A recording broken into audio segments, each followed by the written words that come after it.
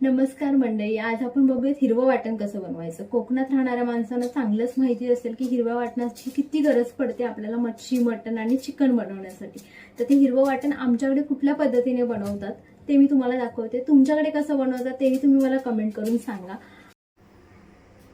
हिरवं वाटण बनवण्यासाठी आपण हे साहित्य घेतलेलं आहे। याच्यामध्ये मी आलं घेतलंय, धुवून घेतलेलं आहे स्वच्छ, कोथिंबीर स्वच्छ धुवून घेतलेली आहे, लसणाच्या पाकळ्या घेतल्या। तर तुम्ही म्हणाल की लसणाच्या पाकळ्यांची सालं का काढली नाहीये, तर सालं टाकल्यानंतर लसणाच्या पाकळ्यांची सालं तशीच ठेवल्याने त्याची चव अजून चांगली येते, तुम्ही ट्राय करून बघा। त्यानंतर मी ह्या हिरव्या मिरच्या घेतल्यात, त्याच्यामध्ये मी पोपटी मिरच्या जास्त घेतल्यात आणि हिरव्या ज्या तिखटवाल्या मिरच्या असतात त्या फक्त मी 2च मिरच्या घेते, कारण आपल्याला जास्त तिखट बनवायचं नाहीये, कारण आपण वरून लाल तिखटही टाकतो। तर आता हे सगळं हे कापून घ्यायचंय आपल्याला, कारण ते मिक्सरमध्ये पटकन बारीक होतं आणि बाकी वस्तू आपल्याला कापायची गरज नाहीये। सर्व वस्तू आपण कापून घेतलेल्या आहेत। आता ह्या मिक्सरला बारीक करून घेऊयात। सगळ्या वस्तू या कच्च्याच बारीक करायच्यात, कुठल्याही प्रकारचं याला भाजायचं नाहीये। तर मी आता मिक्सरला बारीक करून तुम्हाला दाखवते की हे वाटप कसं तयार होतंय।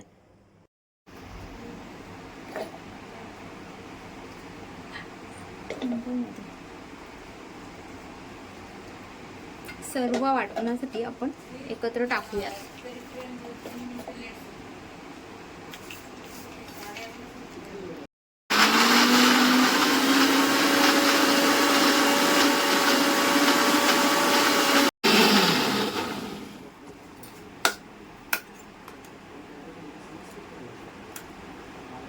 टब आता मी एका कंटेनरमध्ये काढून घेतलेलं आहे। ते एअरटाईट कंटेनर आहे, त्याच्यामध्ये तुम्ही 5 ते 10 दिवस वाटण आपल्या फ्रीजमध्ये ठेवू शकता, व्यवस्थित राहतं। सगळ्या पदार्थांमध्ये तुम्ही ते वापरू शकता।